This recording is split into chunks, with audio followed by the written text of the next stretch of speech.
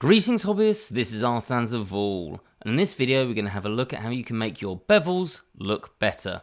Now this was a request from a patron and it was a really good one. I thought I should cover this pretty quickly because actually it is a problem that you see a lot. So I'm going to make 4 cubes here so we can talk about this and make sure we're happy with how to give a better result in your beveling. Now this may not be a problem that you've come across too often. If I go to this cube, Shift and A and then Control and B and then we drag out, you can see that the average bevel that we get is really nice and rounded, and we can see that everything here, all of these points and these vertices, with this one exception of this one in the middle, is going to be quads, and that gives a really nice result when it comes into if you're doing CG work. And I should add that you'll only get this triangle if you use an odd number of segments. If you use an even number of segments, you'll get a quad. So generally people don't have an issue with this, and obviously we can shade this smooth if we want to.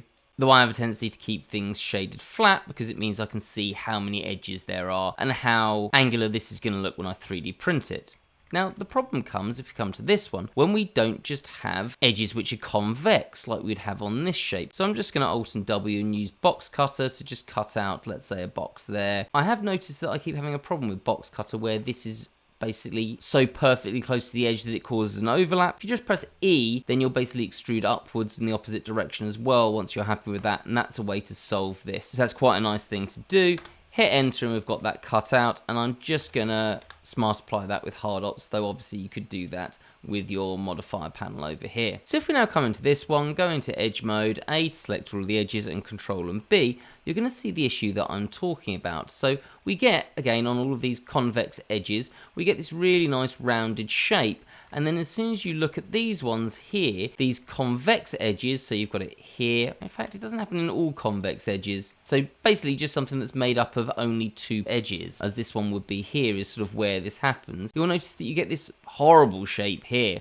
Now this is technically still made out of quads, but they're really elongated, stretched quads. Again, you have the triangle in the middle, but I mean, it just looks awful. If I just come out of this and then click on Shade Smooth, you can see this doesn't really help it. It still looks pretty bad. So let's have a look at how we're going to deal with this. So I'm just going to undo that. Let's press W to come out of box cutter as well. So if we Control and B, what we're going to do instead is change some of our bevel options. And if you come down to the bottom left here, we can click that and we've got our bevel options. And as long as you haven't clicked anywhere else, we can change the width or change the amount of segments up or down. I'm going to type that back to 16. But importantly, it has got these very important mitre options. Now, these ones, the ones that are messing up, are considered the outer mitre shapes. I think that's just because they've only got 2 edges coming off one vertex here. Not entirely certain about that. Either way, you don't want to fiddle around with your inner ones, the ones with 3, because, well, they're looking pretty good at this point. So let's come here, and what we're going to do is we're just going to change that from sharp to arc, which I think gives a much nicer rounded result. Now you'll notice you also have an option for patch, which has a sort of similar look to it. I don't find that this comes out with such a nicer result, but we will have a look at that in 1 second. So let's go to arc.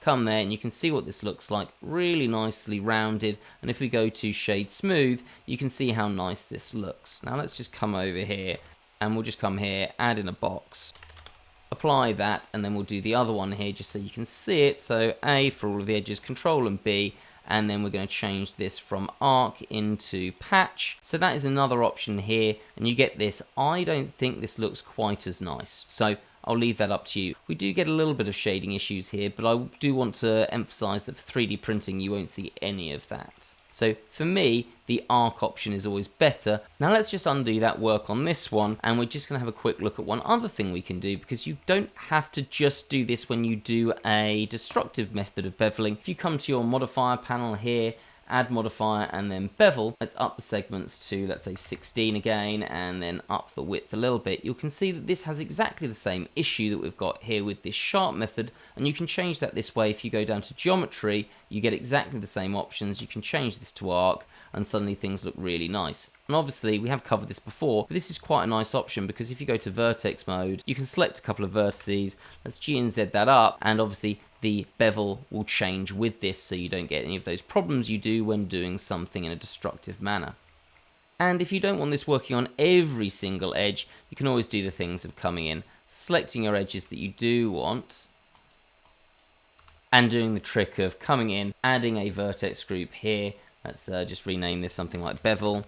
Click Assign. I'm going to deselect and select to make sure it's working. Come back to our bevel and change that from angle as limit method to vertex group, and then select my bevel as the vertex group, and you'll have only done that to the edges that you selected. So you can still be quite selective with this, you just need to remember to apply it. So that's a good option as well. Now the final things that I wanted to mention are related to add-ons. So I'm going to come in here, exactly the same thing, add in a cube, and I'm just going to apply that boolean nice and quickly. Now if we did this instead with hard ops, so I'm going to go into edge mode, select those edges as we've done before, and press Q and use the bevel option on here, which is to go up there and then hold control while you're on mark, and then you can change your bevel and scroll up and down to get however many edges you want. So let's go to 16 again and then click. You'll notice that this has done this using the same method as we've just created over here. So it's added that bevel in using just the vertex group, so we've only got certain edges selected. Obviously you could select all of them if you want to. And hard ops, sensibly, has the geometry automatically set to have the outer miter to arc, so you've got that going on without you having to fiddle around with anything. So obviously hard ops does a hell of a lot more than that, but it's just a nice option to speed things up. And if you want to grab hard ops, there is a link in the description, which is an affiliate link, so it costs you no more and supports the channel. If you found that useful, please do hit that like button. If you're not subscribed to the channel, subscribe and hit that bell button so you know when we've got new content and you don't miss out on any great Blender tips. Finally, if you do want to support the channel, there's many ways of doing that. As I said, you could click on one of the affiliate links in the description and have a look at some of the add-ons there, or alternatively you could check out the Patreon, where for a few dollars a month you help support the channel, which helps keep these YouTube videos free. Have a great day, guys.